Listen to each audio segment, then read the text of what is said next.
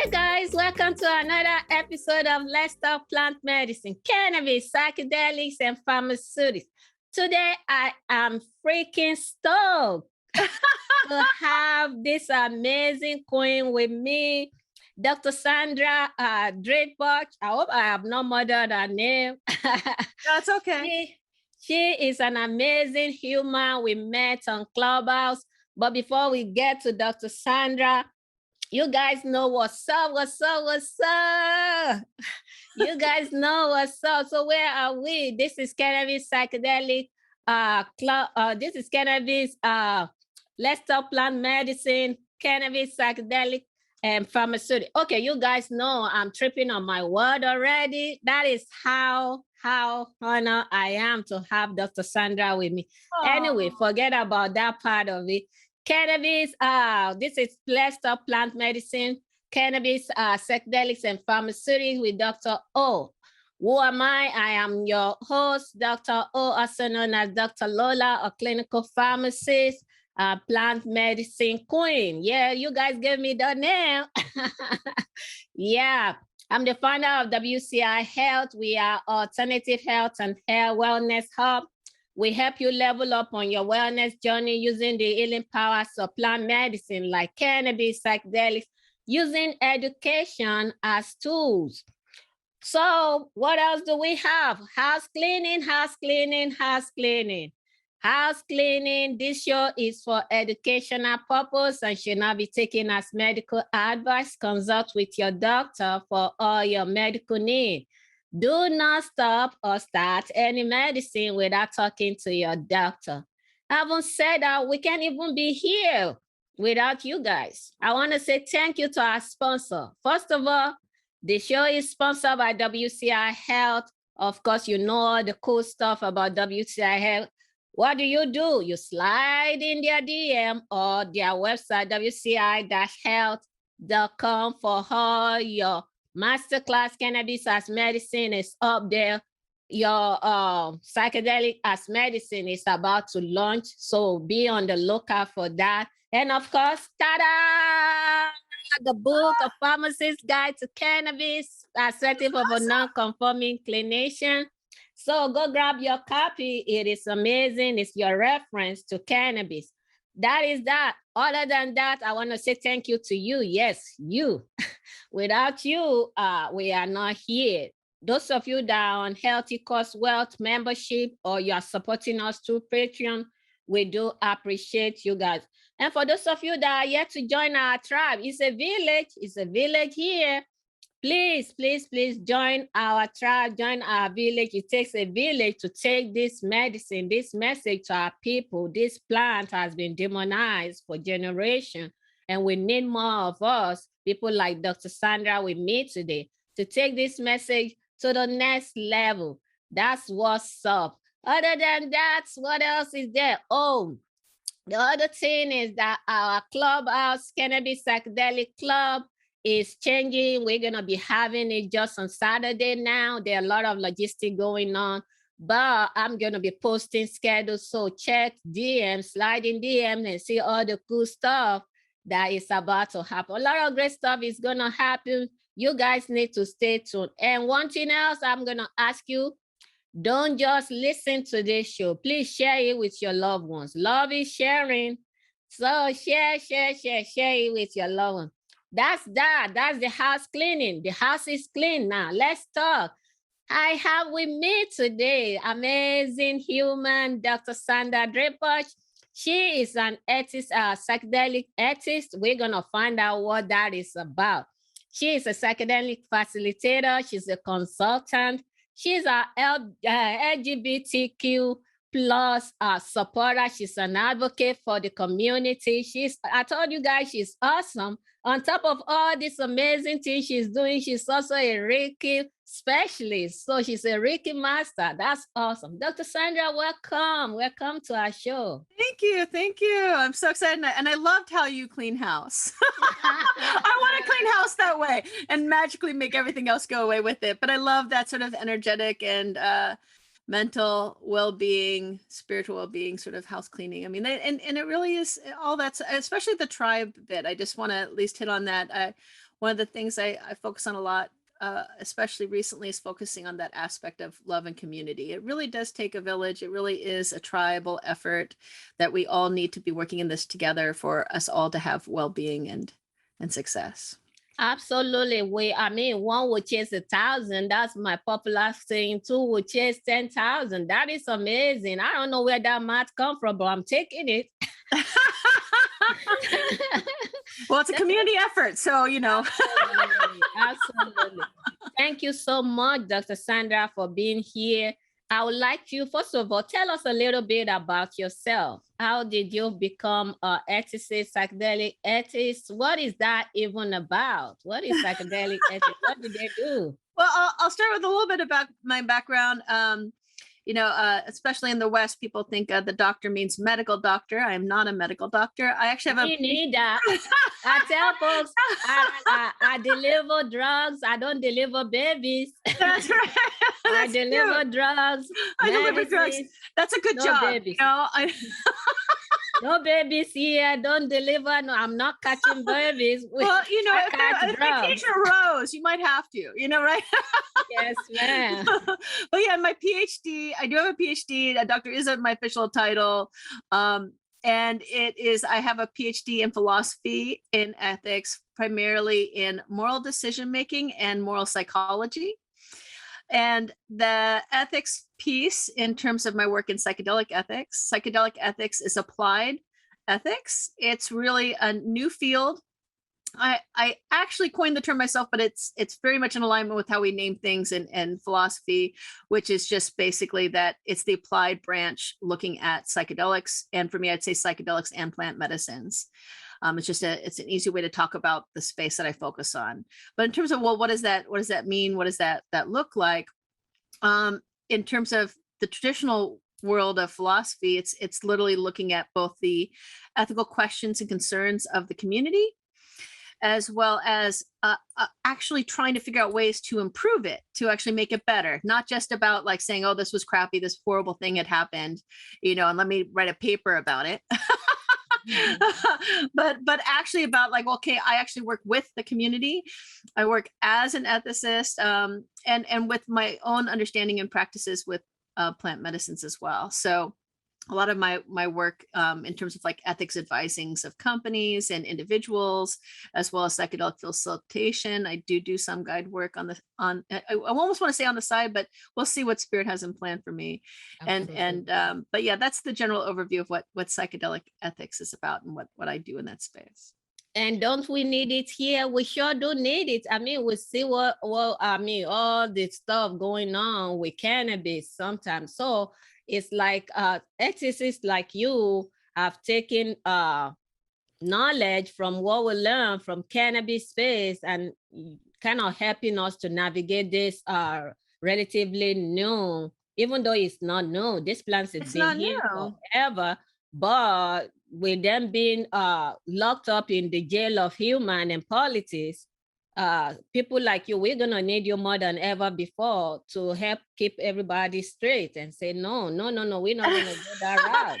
Well, I appreciate you. Thank you so much for acknowledging that need in the community and for my work. And it's not, and just to like clarify, like, I feel like a lot of times people look at ethics people and like, oh, are you just trying to police people or something like that? I'm like, no, that's not my job. Like, it's the community's job to come up with the solutions. I'm just here to help you discern and help navigate and to help use my area of expertise involving making decisions, involving ethics, involving psychology in applied senses to help the various communities navigate, including, as you mentioned before, disenfranchised communities, which not just LGBTQIA+, but also, indigenous traditions. Yeah. Like you mentioned, like, it's not new, to them, there must be a small part that might be going, oh, you think it's a psychedelic renaissance, huh? This has like been our whole way of being for centuries.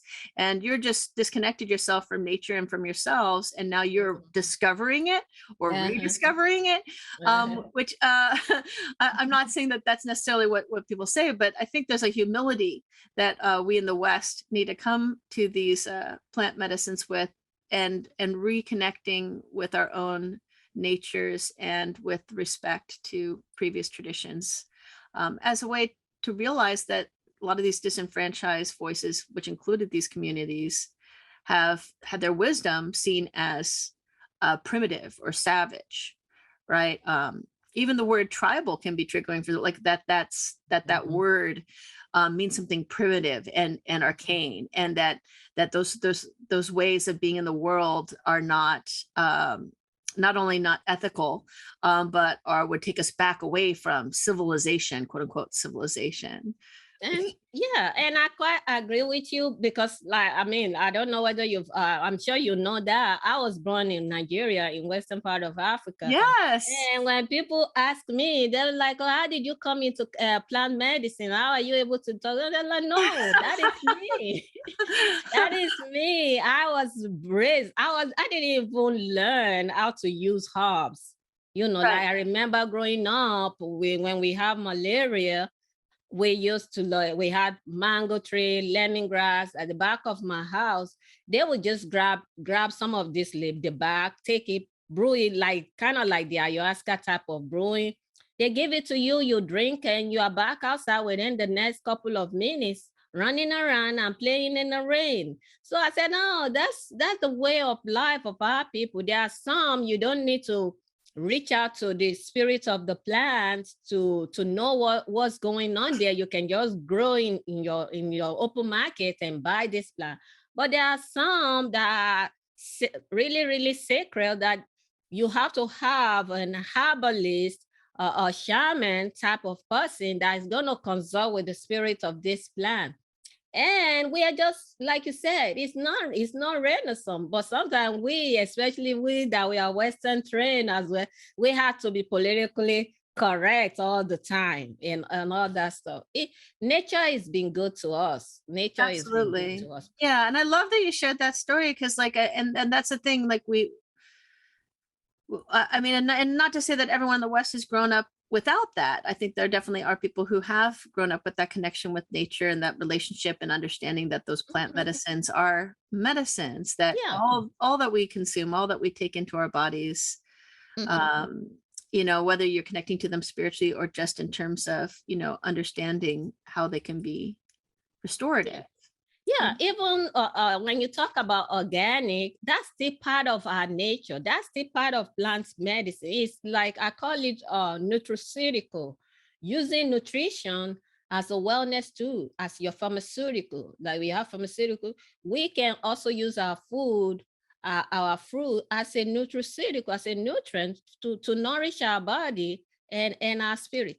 That brings me to the next question, Dr. Sandra. Okay. With a lot of people, everybody is interested in psychedelic science, psychedelic experience right now. And you, as a PhD doctor, what do you think in terms of psychedelic therapy and research? What are your hope? What do you hope we are going to be able to do when they talk about psychedelic research? Well, you know, I have so many hopes for what we can build and create. I know sometimes people focus on the concerns that they have, but I really think it's important to focus on what we want to create as a community, and what we want to heal and grow. And exactly what we were, you know, part of it is just what we were talking about, that idea of thinking in a community mindset, for instance, in the West, versus in an individual mindset only, right? And not that we would be doing community at the expense of the individual, but a sense of balance, right? So one of my hopes with psychedelic therapy and research is people come to work with plant medicines more and psychedelics, that we can shift our societies to ones that are actually more supportive, that actually create more supportive communities and healing. And I have way more than that, but that's just like one of them. And really, I mean, you know, raising the collective consciousness, connecting more in love, healing a lot of these traumas and damage we've done simply. And I use the West because that's where I grew up. I grew up without that connection, right? And it was a more conscious, effortful process, which thankfully is easier now, but I had to learn it. And I think we're going to have this more bridging of understanding of the wisdom of all cultures, all practices, all ethnicities, all diversity, and holding space for each other in whatever we have come to understand from our own practices. There are strengths from science and there are strengths from plant medicine communities. And we need to have space for both. We can't just be resorting to the pill mindset in the West, nor purely without, the wisdom that science has given us to actually help plant medicines as well.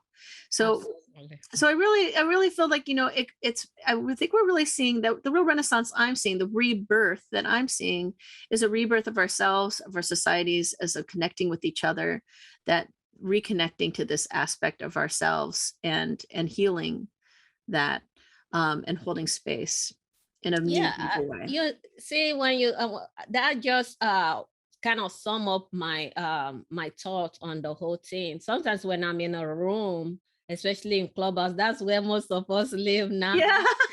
Did you see what happened with Facebook going down? It was like an omega. That's what I heard. I wasn't on at the time, but people were like, "Oh my God, it's down!" I'm like, "Okay, guys, the world has come to an end."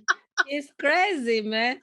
when sometimes when I'm in these rooms and people will like, "Oh, we do not want big farmers and all that." I said, no, see, science have perfect the act. There's some space, some things, especially when it comes to route of administration, when you can't talk about dosing, packaging, big farmers have gone way ahead of everybody. And we're not going to grab everybody that have, all of us that are suffering from, because we all are suffering from something, one thing or the other. We are all working towards that perfection, towards that health. We are not going to gather all of us and say, hey, folks, let's go to Congo. Let's go to Bioethics land. No, how many of us can you take to Costa Rica to go and have a burger wellness treatment? We're going to need folks. We're going to need modern medicine that's going to help us package this plant into very accessible ways. Because even some of the psychedelic journey, the experience, this wellness center, it's not cheap. And it's not everybody, even if it's cheap, it's not everybody that is going to be able to afford to travel to these places. And so that's, I believe, I totally agree with you, Dr. Sandra, that we're going to need both. That brings me to my next question. And now when you finish answering, I'm going to come in and tell you my own concern as far, yeah, we're going to need both, but at the same time, we really do still need to be careful. What are your concerns? What are the issues that you're seeing? What are your concerns when it comes to the psychedelic space, how we are going about it right now? I have, it's so funny because like when I started looking into the space, like you were saying earlier, that there really is a great need to have these open, honest conversations about these concerns, about the ethical issues. So a concerning case came up last week that got the whole psychedelic community talking about it. Don't have to talk about it right now, but it just highlights the reason why it gets attention, these sort of issues as they crop up, is because we haven't found effective ways of supporting these conversations currently.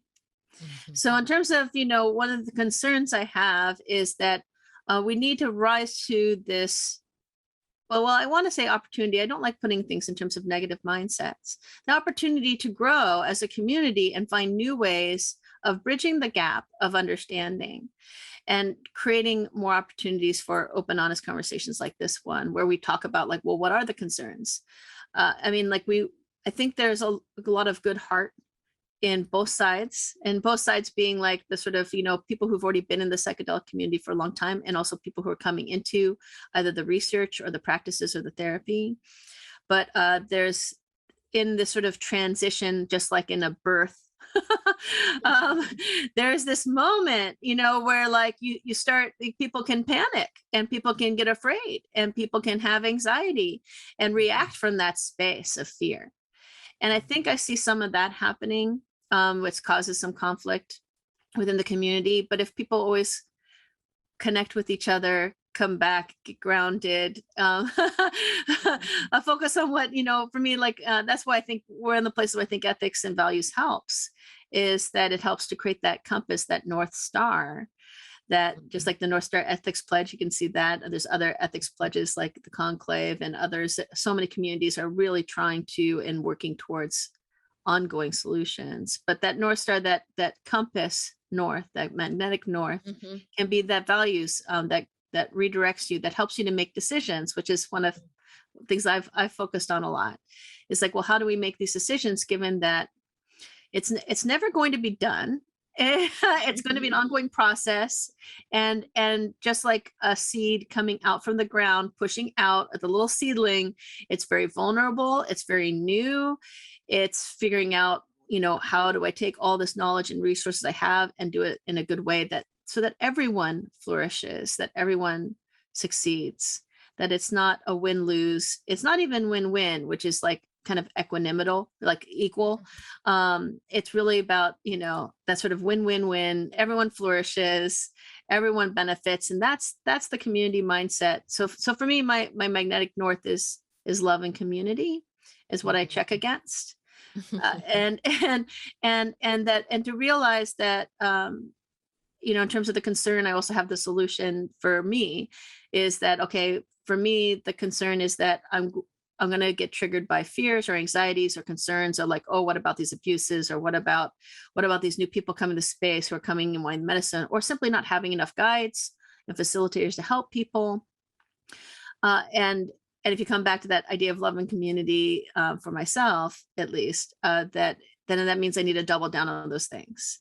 That if we create more community, we find ways of welcoming new people coming to the space in a responsible way and help educate each other, support each other, continue having conversations, that is going to be key to me, at least in terms of what I see going forward. And I think it's a natural process, like I was saying, like transition for birth or coming out and growing up as a new seedling from the ground. What's new isn't the medicines. It's new is trying to heal all these sort of Western practices, or trying to heal how we've done things in broken ways, and broken in all directions. We've all make mistakes. We're all, human. Yeah, we're all, no community is perfect. Okay. Yeah, that was what I was about to say. They're all imperfectly perfect. Yeah. It's not even just the West, even the indigenous folks. It's a lot that goes into us. Yes. As a community, as a society. Nobody is perfect. Everybody is just trying to figure it out. And sometimes, when a wave comes, everybody, it's a wave, but we got to tone it down. For me, maybe it's because I was born into that culture. Yeah. And for the earlier part of my life, we grew up seeing some of the practices of our indigenous people, of our father. Every Africa and indigenous folks, we are so diverse. In Nigeria alone, I can count how many tribes we have, and under those tribes, then you have sub-tribes. So everybody does their things in a different way. So it's not cookies and cream, butterflies and roses. It's not there are some cookies and cream, butterflies and roses there, but at the same time, we have to tread lightly sometimes. So I have been in a room before when one of my sisters, not my sister by birth, well, just somebody like you, sister by land, yeah, that came to me. I was talking about going to Africa and all that stuff, and I have to say, you know what, I need you to don't just take any action. You need to calm down. You need to make sure you got the right people. I am here to look out for my own. Yeah, I am here to look out for my own, because you, Dr. Sandra, you are my sister. And you are my sister too. So it's not a bed of roses. We have to be careful. We have to make sure we are vetting everybody or anywhere we are going. We cannot just be naive and just open ourselves up to danger. There are dangers everywhere. We have to be. And part of it is respect and understanding. understand not just what you know, but what you don't know, what you don't Absolutely. understand. Yeah, Respect, holding space for those differences, which is rich, right? Rich and beautiful. yeah. That we don't want to be all one homogenous, like I think we tried it in the West and that didn't work out, and there are times where like everyone tried to be different. Like we have to hold space for both, and that's why we need people like you in this space to always redirect us back to our core, to our north, like you just said. We need people, because when you look at what bringing it back to pharmaceutics and medicine, when you look at what we went through with the opioid addiction, with the opioid epidemics, part of when people say, oh, we don't want big pharma, I'm like, yeah, we know what could happen from big pharma. But at the same time, big farmers are not bad. They are good. That comes from that. So when we look at the psychedelic space, I get a little bit nervous sometimes when I start hearing, oh, we're going to modify this, not just in psychedelic space, even in cannabis, we're going to modify, add this thing to the compound. I say, yeah, there are some people that are going to need those medicine in that very strength, in that high potency. But are we going to be ethical enough to tell folks that this particular strain or this particular type is not for everybody? Or we just going to leave it out there? Somebody just did dental work. Oh, give him Embida, give him Oxycontin, give him Oxycodone. Can we just try Tylenol first? Can we just try ibuprofen first? What are your take in, what values are important to you? What do you think? Well, and just on what you're saying, the same relationship that I was mentioning about, respect and understanding for people, I also have for plant medicines and other medicines, right? That I think we've come out of balance in terms of you mentioning about big pharma, right? I think the distrust there in part has been generated by the fact of feeling that it hasn't been towards our benefit consistently, that there actually has been harms that have happened. And you can talk about different types of harms, and we're not just talking about capitalism here, right? Harms that have come from pharmaceutical medications and dependencies, and a different form of addiction that was created, through particular, like you mentioned, the opioid epidemic. You think about OxyContin and what that's done in terms of opioid and opiate addiction. And yet people want to focus on like heroin as the quote unquote cause, right? But a lot of people, in terms of the space, turn to it when they no longer could get OxyContin anymore, right? And so and then you think of plant medicine like kratom, which is an opiate, not an opioid, right? Sorry, the opposite. An opioid, not an opiate. Gosh, good thing I have a pharmacologist around. Yeah. But this is it. You have a plant medicine that has a beautiful supportive element, and a lot of people who've had opiate addictions have turned to it, and it's legal in the United States right now, and in many other countries, and actually Thailand, which was one of the places it was illegal, I believe, has shifted its position. And yet, but we don't have a good way of teaching people or connecting people with plant medicines through our regular Western pharmaceutical practices, because you can't control it and regulate it in the same way. And our industry has been built around the pharmacological industry, has been a medical industry, like even Western medical doctors. They're not trained in plant medicines. They're not even trained a lot of times in nutrition, if more than a week. So it's like, well, should it shock you that they can't tell you to try kratom instead? They can't. Yeah. The other thing you got to realize is that when it comes to plant medicine, we in the medical profession, and I'm including myself in there, we've been really biased when it comes to plant medicine. Yeah. Average medical professionals, we've been raised to see plant medicine as the bad guy, the boogie person, whereby a lot of our pharmaceutics, conventional medicine, were originally derived from this plant. Absolutely. And to connect back to psychedelics, right? LSD was, came from ergot fungus, right? And and it was through that natural discovery that, and it was from actually even midwives just to get into practices that they were using the ergot to help women who were giving childbirth, since I mentioned And childbirth. you know what ergot, sorry to come in, and you know what ergot, what other medicine belongs to the family of ergot?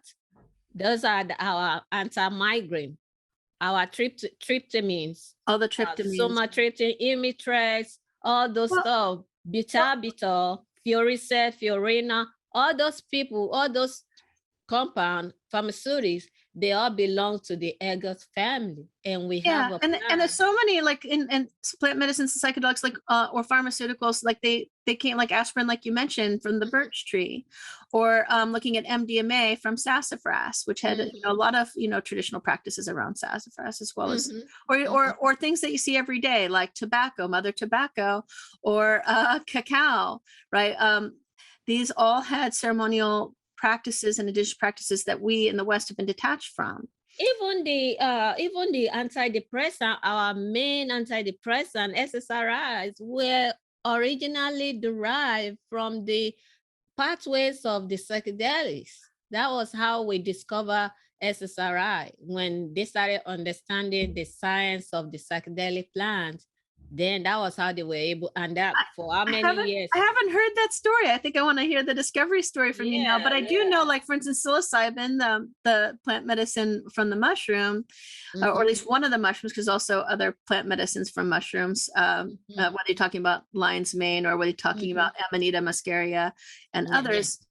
But in terms of psilocybin, it's a partial agonist of the serotonin receptors, or the Amanita, which I mentioned, it's the GABA receptors, right? And so and now we're, of course, the Renaissance and the research is now verifying what traditional practices have known for millennia. Yeah, and right? the indigenous folks, they have learned for generations how to work with this plant. Like I tell people, when I was growing up with these herbs, I keep going back to malaria because that was the main thing that I grew up with, coming from a temperate region of the world. They don't even measure it like, oh, you just highball it. I still do that up to today when I'm cooking. I just look, okay, this salmon is much salt. I don't know how to cook and measure this, measure that. These folks, they have learned, they have perfected the act of just looking at these stuff and being able to work with these sacred plants in that way. And we are not saying their ways is the perfect way. No. But when we merge two of them together, the beauty of science with the beauty of nature, it is magic that we are having. And that's it. I think it's that, it's that same sort of idea, that I mentioned with people, with plants, that we can have with practices and communities of medicine, that the plant medicine communities and traditional healers, whether or new age healers, other ways, and I know not everyone likes to use the word healer, but people who have worked with the plant medicines and understand them and have relationship with them, and working with, Western traditional, or even, other traditions like Eastern traditions, like acupuncture, from Chinese medicine and others, I think we're starting to see our more willingness and openness to see that there's wisdom in all of these practices and traditions, all of them. Yeah, absolutely. That brings me to you. How has working in the psychedelic space, how has it affected your life? How has it, my instinctual answer always wants to be like, how has it not affected my life? If anything, I've been surprised to see how vast it was. And I honestly would say, like, from how I was raised in a Western mindset, I was skeptical. I'm skeptical about so many of the spaces, and even the ones I was open to, like, I did the typical where I experimented in my late teens, early 20s, and actually, no, depending upon how you count, this is the other thing, right? Like, well, cannabis, like I almost, treat a different way. I'm in California. I grew up in California. born and raised, multiple generations. So I've had time to be brainwashed in California style and thinking, but that's all with love, everyone in California. But we are coming out there. All of you do yoga. yeah, no, it's true. I joke when I was at UCSC that and I teach. I do teach bioethics at UC Santa Cruz, and I work with students, and I teach about psychedelics and plant medicines to an extent in my bioethics course, and as a way of discussing about these issues, but because I'm in, Santa Cruz, one of the decrim zones, and decriminalization really matters to me too. I think that's part of the longer term solution.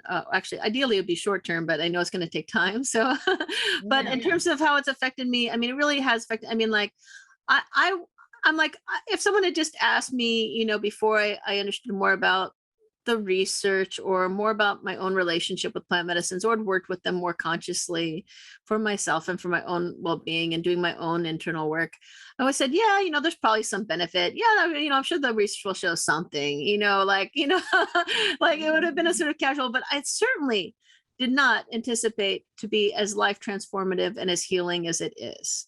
And that goes from everything. I was, even if you talk about like microdosing and stuff like that, I had huge skepticism towards that too. And I've borne witness to it all. I've seen the transformation. I've held space for people, for small to large, everything in between. And I'm not saying, people don't have challenging experiences. That's part of the healing process. Don't expect it to be unicorns and rainbows when you're doing healing, right? But yeah, and I could not be more thankful for plant medicines. And there's a shout out to thank you, plant medicine community.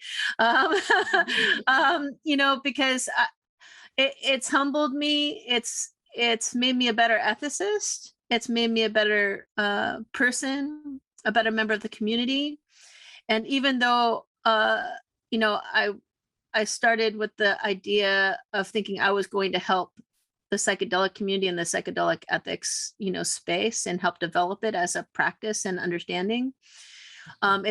It's done vastly more for me, I feel, than I've done for it. I hope to do more, and I hope to be of more service, and I constantly driven towards that.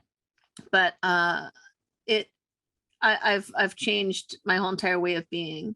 And no, for anyone who's like not in the psychedelic plant medicine community, it's not because I'm high all the time. It doesn't make you high. You can even OD on those things. Well, that's the thing, like so many things that you were mentioning earlier, like I was taught to be, because of the war of drugs of 50 years by Nixon, for various, political reasons. And I think there's enough evidence now to clearly say that, that, I was taught to be afraid of all psychedelics. I was taught to be afraid of all plant medicines. I was taught to be specifically afraid of the mushroom. All of us were, all of us, even those of us that were born into plant medicine, when it comes to cannabis, it's like a no-go zone.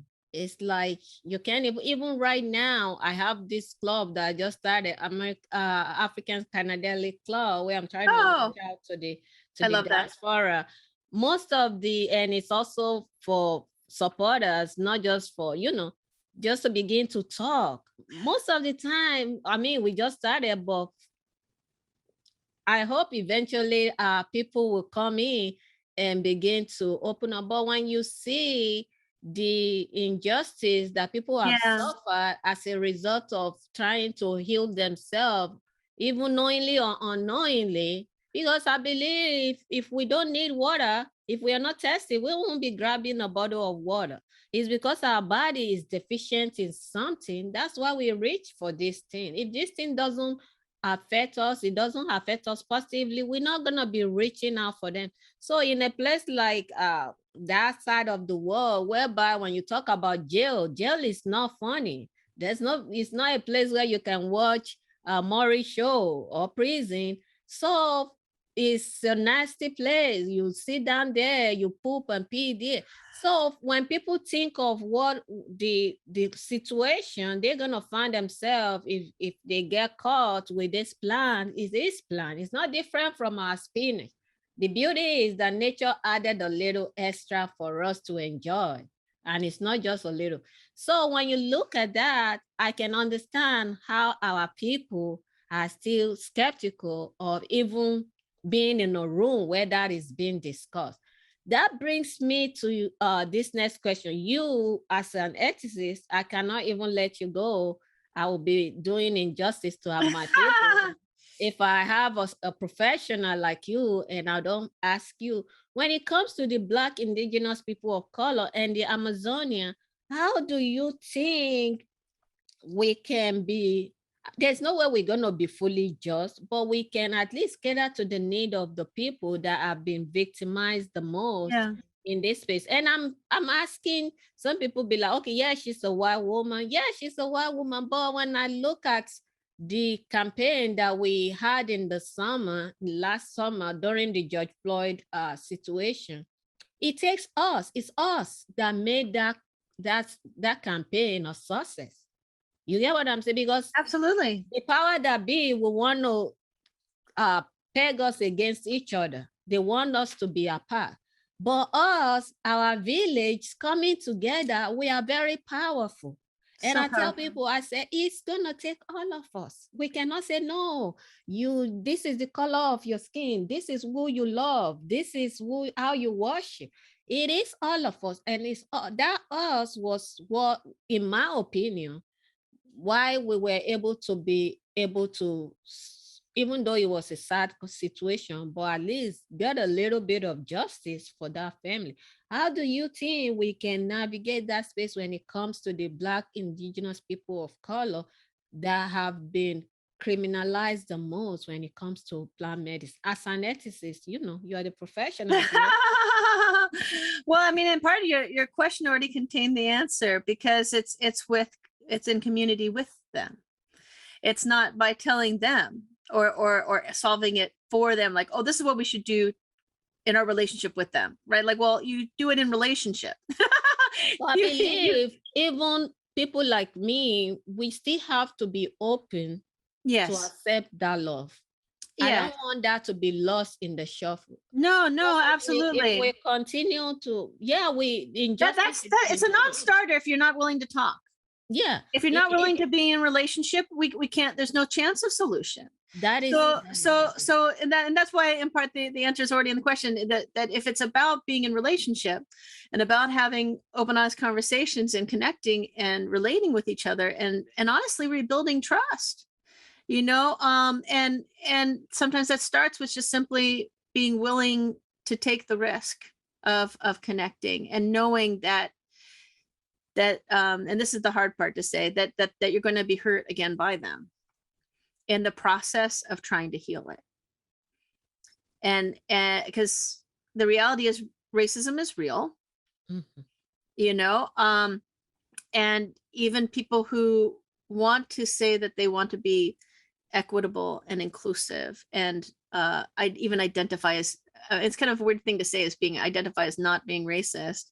I think for myself, I think it's better to acknowledge where I am racist, in terms of not saying, my goal is that we don't have that as anything that's like a label. Yeah, like a label, like, there's, like, if you're not willing to own how I've been trained towards racism, right? That's how the culture is. And this is from a Western Californian person who, I've never had any ill feelings towards, interracial marriage or like, or date, and like my last boyfriend was from Burkina Faso, from West Africa, it's not, and part of the challenge of that relationship was really trying to understand each other and understand those cultural differences and holding space for that, and the different upbringing. I mean, so many differences, right? To reconcile and to make peace and love.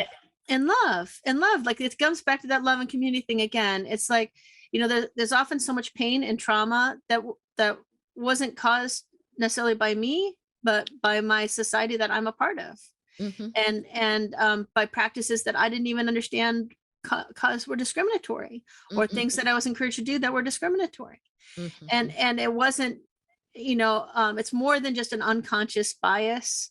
It's social structures and things that have been here for a long time.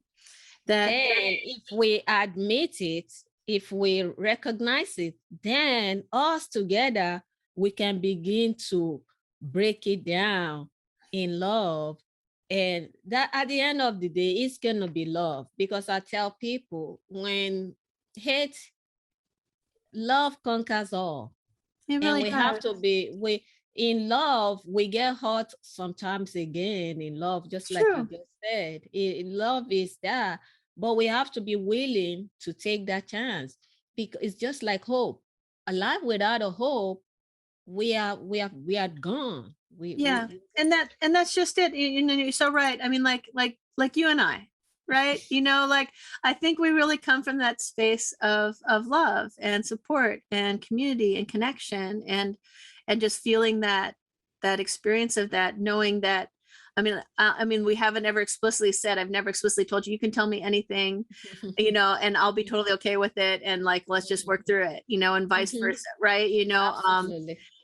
Being willing to do that, and not take offense necessarily, even if you are offended, right? You're like, okay, you just said something really offensive about my just now, and asked it, we get mad and we get over it. It's like your family. In a family, that's man, it. Tear each other's sides out. You fight and roll on the floor. Look, no, none of us are getting out of here alive. No. We're all on the same freaking planet. We all have to, work on if we really want to solve the environment, if we really want to help, heal the plant medicines and heal these traumas and heal all this sort of divisiveness that we see, we have to be willing to come together. And that's the absolutely. Thank you.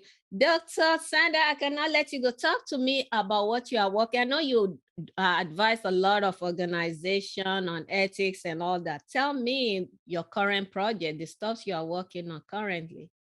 Well, it's funny because I'm working on a few different things. So I'll tell you about one of them. I know.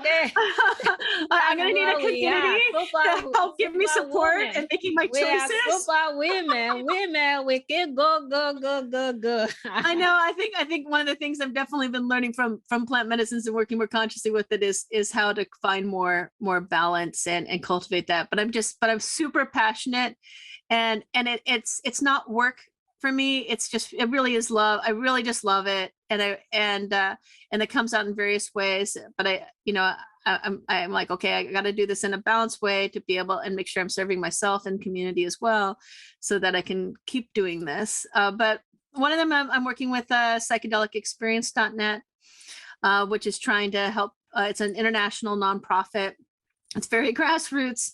And we're trying to build various communities of advisory boards. So we have like a scientific advisory board. I'm helping to build an ethics advisory board. And one thing that we may be developing now is a community advisory board, like for instance, with plant medicines in different communities throughout the world. And I love that idea. It really warms my heart with the thought that, like, well, what if we can really get together, at least in one space where we can collaborate and connect and work towards the greater good of, at least in terms of the psychedelic experience, in terms of, plant medicines and sharing and connecting that wisdom and knowledge with each other in community. So I advise them. It's still a growing process. It's still very new in terms of my relationship with them, but it excites me at the possibility, and it really makes me think through in a pragmatic way, which is, what I mentioned before about psychedelic. It's about, not just having the ideas and hanging out in a philosophical ivory tower and judging people, it's about doing the work. And so I'm like, okay, I'm doing the work. Like, okay, what does this look like? Or in community conversations I was in last week because of this concern about sexual abuse in the space. We talked about racism. There's also concerns about that. Yeah. And these aren't new concerns in the therapy space in general, let alone in the psychedelic plant medicine space. But we need to find better solutions. And one of the things I was mentioning to people is that, we first of all just have to own it. We have to own it, just like we're talking about race. We have to own it. If we're not willing to honor and acknowledge the problem or the challenge or the issue and recognize it and see the truth of it, then it's hard to begin. But obviously education's important, which is what I love about you. One of the things I love about you. As you were talking, that was what was just coming to my mind. That part of the education. it's going to be the key. It's going to be the key. Well, I mean, I was talking to a few different communities and I tried to put together, I'm starting to put together what some of the ideas that I'm seeing from the community. I realized that part of how I can serve is helping to communicate what I'm seeing the community say. And so one of these is about education. Another is about community support and conscious involvement in active resolution, education and prevention, like, having councils and advisory boards, having effective reporting mechanisms within communities, between communities, and within the public, as well as having open, honest conversations that continue. Not one that just shows up because of a blip of a news story, but that realize like we need to consciously cultivate having these conversations that help bridge these understandings and support one another. And the simple act, at least in psychedelic ethics and plant medicines, decriminalization. I don't think we're going to get very far on either side, and that's both below ground and above ground. People don't realize that some of the pressures on, even the like clinical trials for MAPS or others is the fact that it's illegal. Mm-hmm. It's legal in terms of these clinical trials because they've got permission in the West for the FDA to have them, and it's labeled breakthrough treatment, both MDMA and psilocybin. But there's this fear that if people freak out about psychedelic therapy or psychedelics, then it's going to ruin any chances of any sort of legal medical therapeutics, right? So like they may have a desire to downplay those sort of concerns, right? Or vice versa, that, being underground makes it harder to report because you're worried about being arrested. Or what you were mentioning earlier, like even if it is legal, and even if it is permissible, if you haven't dealt with systemized racism, guess what? People are not going to feel comfortable coming to you, and these are real things. I also think that we, as you see, the Bible says something. It said the heart of man is desperately wicked. The heart of man is wicked. We as human, after we have done all these amazing things that you just told us, I believe we as human, especially women in particular, have to be advocate for ourselves. We cannot afford to just trust anybody just like that. Yeah, this plant is amazing, but there's this saying in my like you were saying about iboga. I'm sorry, I'm cutting you off now. Yeah, you can't. As much as you'd want to do it in an authentic, respectful way, you're not going to be necessarily flying off to West Africa with Bawati people with iboga and receiving it from them. Mm-hmm. Even if that would be ideal. Yeah. Even if that would be the best way to practice the medicine. And the same thing with ayahuasca. How many, like people like want to do the traditional, like I want a shaman or whatever, like, and then they go and do psychedelic tourism. Of the whole country. Right. You're like, well, there isn't just one way to do ayahuasca, right? Yeah. There's different practices, or like the problem with the availability, like decriminalization obviously would help that if there were places here people could practice. And some of the communities I work with, like for instance, there's an ayahuasca community I talk with that trying to figure out a way to preserve the integrity of the medicine and those traditions. Yeah. With people while still allowing space for people to receive healing. And maybe Western medicine is part of that solution. Maybe an acknowledge. I think it's a yes and. I think that's always a good way to go. It's yes and, but just we have a danger of getting stuck in any of those mindsets. Absolutely. and not coming across in the conversation. But like iboga, I a lot of people don't know how much respect you should have towards that plant medicine. Like a deep respect. Don't just. I freak out internally. No, I do. I do too. When I hear the way people talk about it sometimes, and I'm not saying, it's no, maybe because of my clinical background. And when I go deep, because I'm working on a master class, the Psychedelic as Medicine master class that's covering both the classic and the non-classic psychedelics. When me understanding the mechanism of action, how of all the receptors that this beautiful plant brings to the table, when I see people, when I'm in clubhouse in my room, my disclaimer, I normally say is when I'm talking on a boga up to like 3 or 4 times. I keep repeating. Yeah, no, you should. You should, because, you know, and this is the thing, like, even with like, and I personally I've done a lot of work more with the mushroom, with psilocybin, plant medicine, and when I do psychedelic facilitation, a lot of times I'm helping people make their own decisions, right? It's not about what I want, it's about what you want. Absolutely. Yeah. But even that, you know, like, even if you wanted to be freely available to everyone or want to share it with everyone, I'm in a decriminalized area that if personal use and personal possession is permitted to the extent that it's the lowest priority of law enforcement. It's not legal. And so it's not, it doesn't deal with anything in terms of how you distribute the substance, right? Yeah. So like, but if I wanted to share with a whole bunch of different people this plant medicine, if people don't know, right, like what is an appropriate dose, what for whatever intention, you know, you can do harm. You can Absolutely. do harm. Yeah. And I like to think of it, by the way, not as harm reduction. I like to think of it as risk reduction, because I think if you take responsibility, getting back to my ethics chain, right? You know, if you take personal responsibility for your use and your relationship with the plant medicine and with plant medicine communities and with each other and our world and with the natural environment, you do it consciously and responsibly. And that means getting enough education about it. And I know sometimes we get so excited about finding a new possibility for healing that we just go for it. And I don't think there has to be any harms when you take these plant medicines. Then that's why I want to call it risk reduction. It's all about your intention. Even a quote unquote bad trip there's no bad trips, you know, it's just something to work through. Which actually I should give a shout out to firesideproject.org. I always want to make sure I mention that if I can remember to, because we need more and more resources where we help each other in community to reduce the risk and to support what we really want to create and that healing connection. Absolutely.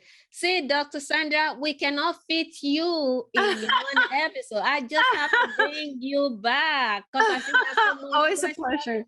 I got so much stuff still going on in my head, but you have been so generous with your time today. Talk to me, Dr. Sandra. Where can our audience, listener, where can they find you? What are your platforms that you're used to? People that want to work with you. Maybe we have organizations that listen to the show as well. Maybe there are organizations out there, they want you on their board or on their team. How can we connect with you? You know, I get asked this question, and I'm not, you know, I keep joking that I'm not so great on self-promotion because I really want to promote community.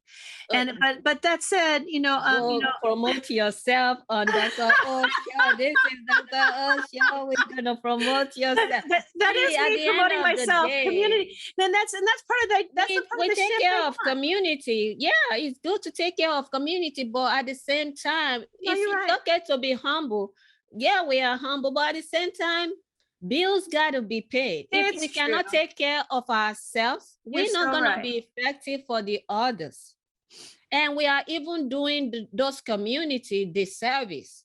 See, sometimes we do stuff. Yeah, if we want to do charitable organization, we can create a charity. And I learned this from a master teacher. I went into this mastermind type of classes. I paid almost $1,000 for this course. Goodness. And I learned once, it said, if you don't take care of yourself, you're not effective for your community. That is so true. And you are also doing injustice to that community because you're not, yes, you might think you are giving your best, but you are not allowing them to really appreciate the values that you have imparted in their life. And it's more better to give than to receive. So when you give and somebody gives you back, they that gives you back, they are blessed.